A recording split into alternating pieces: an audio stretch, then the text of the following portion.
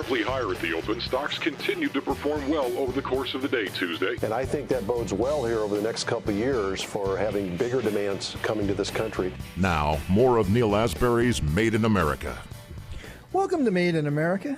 I'm your host, Neal Asbury, together with co-host Dr. Rich Hoffman. Hey, Rich, Charles Lipson, I mean, what an incredible guy, man. Wasn't he fun? He's got great stories. Oh, he's great. Just great. He went to Yale. He's got a PhD from Harvard. He's got an incredible radio voice and a great writer, and great ideas. I mean, wow. We could talk to him for a long time. But New York State. I mean, you grew up in New York. Mm-hmm. I grew up across the river in New Jersey. I've been in New York so many times. I started my career in New York City. It's so important to me. I love that place. And but you know, they had just been doubling down on wokeness and what they're doing and how they're spending their money and it's just absolutely insane. I mean, the Governor Cuomo and de Blasio, where they're taking that city. Now, I know we have some elections coming up, and I pray that New York just does something very different. And I do see some interesting people jumping into the contest to be governor of the state. And well, Lee Zeldin announced. Well, there you go. Week That's who I was thinking that of. He's out there, wants to save the state. You know, it's very interesting. I grew up in a place called Gramercy Park in Manhattan, and I had one, you know, until I was 16 and I started college. And I had one, point of view of what, I thought the world was, because in New York, it's New York. It's Frank Sinatra to find the whole center of the universe. Yeah, right. If you can make it, you can make it anywhere. But when I went to Syracuse, I spent 7 long years in the snow, and it was very frightening. And got all these degrees and stuff like that. And I found there's a whole nother world out there in New York. In New York State, and it's very important to understand that. Because there are some wonderful, it's a great state. It's a gorgeous state. Upstate New York and the Adirondacks and the Lakes regions and the Thousand Islands. It's a magnificent state. So I am so excited that we have this next guest on the show who's going to tell us the truth of what's going on up there. And she probably represents a lot of people who feel that way. Well, what can I say? You just did my job. We're very pleased to have on New York State Senator Daphne Jordan. Daphne, welcome to Made in America. Oh, I'm thrilled to be on your show, so thanks for the invite. Well, there's so much going on in New York, and we need someone really connected in New York to kind of, to tell us what's going on, to read the tea leaves. And something happened. I guess you just passed a budget. It's part of your 2021-2022 state budget, and part of that budget is called the Excluded Workers Fund. And as I read this, they've actually passed this and have given $21 billion in taxpayer money to illegal immigrants and released convicted felons. And by some reports, this slush fund would provide $27,000 per person to the very people who broke the law. Wow. Well, explain this to us. Let me tell you that this was, without question, one of the most contentious issues in this year's state budget. And it was changed from the numbers that you just gave. So it was $2.1 billion in cash handouts to illegal immigrants. And the amount was lessened to $15,600, which still is a ton of money to be given to someone that is here illegally. So what this fund does is it's taking $2.1 billion from the general fund, which is taxpayer dollars, and giving that money to illegal immigrants on the basis that they were excluded from federal aid packages since the start of the pandemic.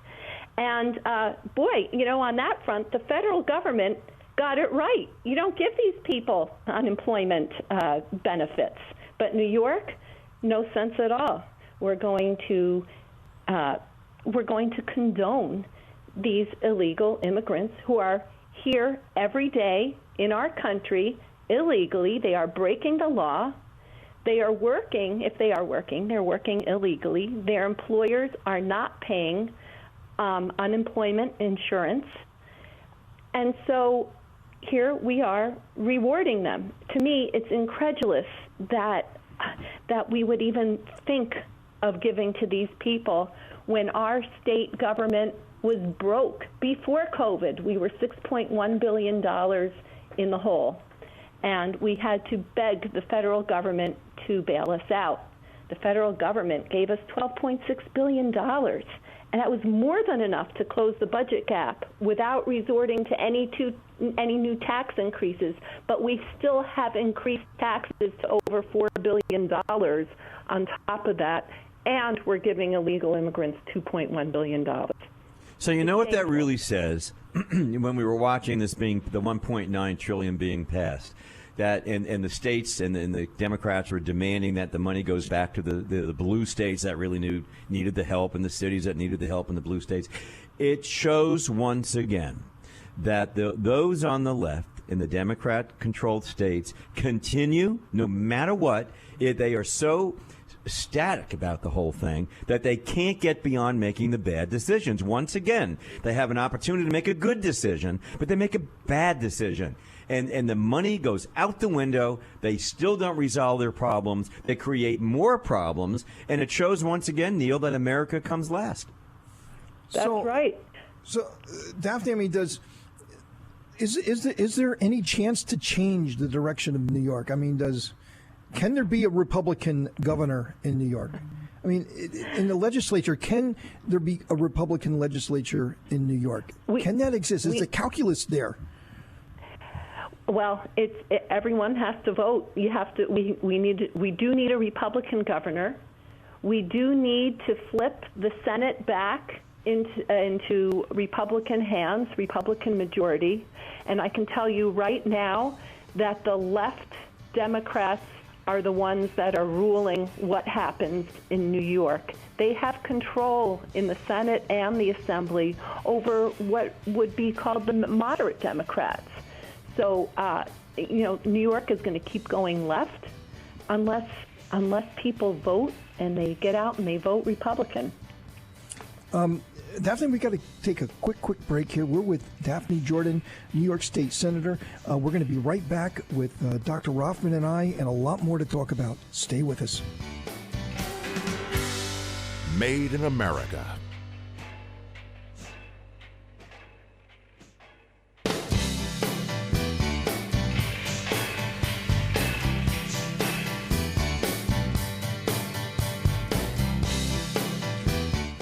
Welcome to Made in America. I'm your host, Neal Asbury, together with co-host Dr. Rich Hoffman, and we are together with New York State Senator Daphne Jordan. Daphne, I think the whole country has been watching what's going on with Governor Cuomo and the kind of guy he is. I mean, it's really, frightening. I mean, very bizarre, what's been coming out, not only with his management of COVID, and I mean, my goodness, how was he worshipped during this whole COVID thing when he was having his media on a daily basis events, right? On a daily basis. Oh my goodness, he gets an Emmy. He's mirroring the president. And right. And a lot of people, he should be the vice president, or he should be the president. Well, that's yes, what he should be, and we should give him an award. Oh, wait a minute, they gave him an award. That's right, they gave him an Emmy award. He wins an Emmy award for a disaster. That's right, and he wrote a book that he was paid $4 million for on his wonderful leadership.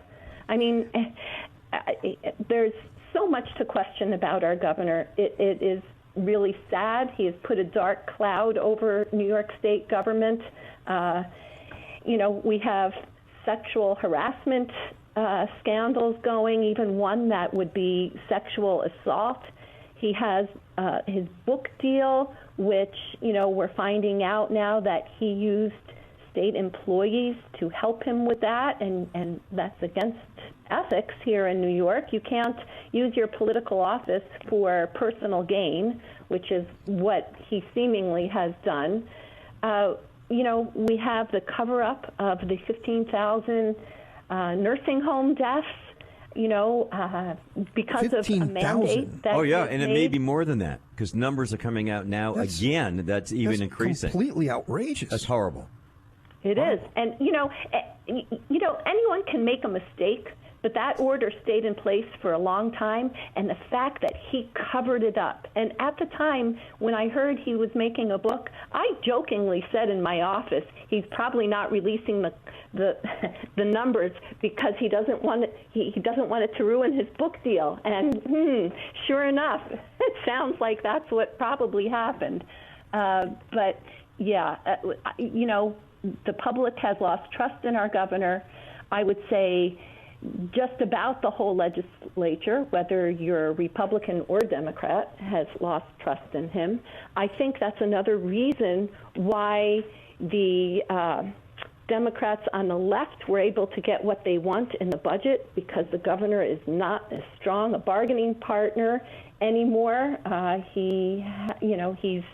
He's not liked. He's been threatened with impeachment, and the leaders of the Senate and the Assembly have called for his resignation. So that put him in a poor bargaining situation in terms of the budget. So Daphne, I have to ask you this because I don't want to lose the time. So when you get out and you talk to your constituents and you hit Main Street, wherever that happens to be in the different regions that you represent, what are they saying to you? I mean, what are the people? I mean, they're good people. What are the folks in the areas that you are in? What are they begging you to do? I'll tell you that I was at an event earlier today, a yellow ribbon ceremony for our soldiers that are now fighting, and I spoke to so many people. They just can't imagine that this money was given to illegal immigrants that has cost them. Everyone has worked hard and has done their work legally. When they speak to me, they want to cry. They're very upset. And this has come at a time when we see so many people are still jobless because of the pandemic. Our economy is suffering. So many businesses have closed. And who are we helping? We're helping illegal immigrants. We gave $2.1 billion to them, and the budget set aside $1 billion to help the small businesses in trouble. That tells you a lot, doesn't it? Wow. It's just outrageous. Yeah. It is. It's just outrageous. I think the governor got the idea for his book from Young Frankenstein, the movie. I think he did. Because Young Frankenstein, Gene Wilder's grandfather was, the crazy Frankenstein doctor. He wrote the book, How I Did It. And the governor could have written the book, and he could have called it How I Did It, because look what he did, When is it, right. Daphne? When is the gubernatorial election, and can Cuomo run again? It sounds like he's going to. I think he's been very weakened, and people need to wake up. People need to wake up and see he's not the great governor that he's made himself out to be. He has, great people working on his publicity all the time, and so that's helped him immensely. But he has really not done a good job for the people in the state of New York.